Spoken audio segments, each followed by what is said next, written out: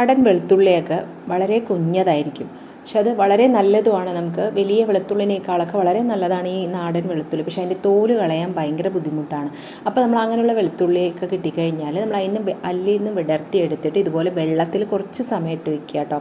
അത് കുറച്ച് സമയം ഇട്ട് വെച്ചാൽ തന്നെ നമുക്ക് പെട്ടെന്ന് അതിൻ്റെ തോല് കളയാനായിട്ട് സാധിക്കും. അതുപോലെ തന്നെ ഇഞ്ചി നമ്മളെപ്പോഴും തോല് കളയുമ്പോൾ നല്ലോണം ഒന്ന് കഴുകി അതിൻ്റെ മണ്ണെല്ലാം കളഞ്ഞിട്ട് നമ്മൾ കത്തിയുടെ മൂർച്ചയുള്ള ഭാഗം വേണമെന്നില്ല, അതിൻ്റെ മറുവശം യൂസ് ചെയ്ത് കഴിഞ്ഞാൽ നമുക്ക് പെട്ടെന്ന് തന്നെ ഒട്ടും ഇഞ്ചി വേസ്റ്റ് ആവാതെ തന്നെ നമുക്ക് അതിൻ്റെ തോല് കളഞ്ഞെടുക്കാനായിട്ട് സാധിക്കും കേട്ടോ. അപ്പോൾ നമ്മൾ ഇതുപോലെ എല്ലാം തോല് കളഞ്ഞെടുക്കുന്നുണ്ട്.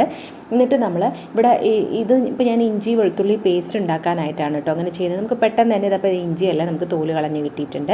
ഇനിയിപ്പോൾ അതേപോലെ തന്നെ വെളുത്തുള്ളി നമ്മൾ കുറച്ച് സമയം ഈ ഇഞ്ചി നേരാക്കുന്ന ആ ഒരു ടൈം മാത്രമേ നമ്മൾ വെള്ളത്തിലിട്ടിട്ടുള്ളൂ കേട്ടോ.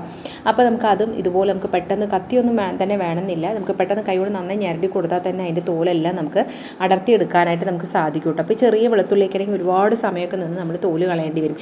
ഇങ്ങനെ ചെയ്യുകയാണെന്നുണ്ടെങ്കിൽ നമുക്ക് പെട്ടെന്ന് തോല് കളയാനും അതുപോലെ കൈയൊന്നും അധികം നീറാതെ തന്നെ നമുക്ക് നേരാക്കി എടുക്കാനും സാധിക്കും. ഇപ്പോൾ അതാ നമ്മളിതെല്ലാം ഒന്ന് നേരാക്കി എടുത്തിട്ടുണ്ട്. ഇഞ്ചിനെ നമ്മൾ ഒരു ഇഞ്ചിനെ 4-5 പീസായി കട്ട് ചെയ്തിട്ട് നമ്മൾ മിക്സിയുടെ ജാറിലേക്ക് ഒന്നുകൂടെ അത് രണ്ട് കഴുകിയിട്ട് മിക്സിയുടെ ജാറിലേക്ക് ഇട്ടിട്ട് നമ്മളിതിലേക്ക് കുറച്ച് മഞ്ഞൾപ്പൊടി ഇട്ട് കൊടുക്കുക കേട്ടോ. ഇട്ട് കൊടുത്തിട്ട് നന്നായി ഒന്ന് വെള്ളം ഒഴിക്കാതെ ക്രഷ് ചെയ്തെടുക്കുക.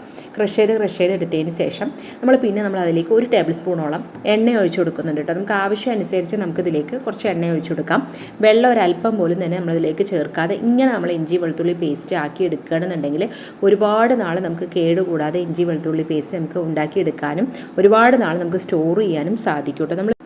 നമ്മളത് ഐസ് ട്രേയിലാക്കിയിട്ട് ആ ക്യൂബാക്കി എടുത്ത് വെക്കുകയാണെന്നുണ്ടെങ്കിലും അങ്ങനെ ആയാലും കുഴപ്പമില്ല കേട്ടോ. അപ്പോൾ നിങ്ങളിതുപോലെ ഒന്ന് ട്രൈ ചെയ്യും.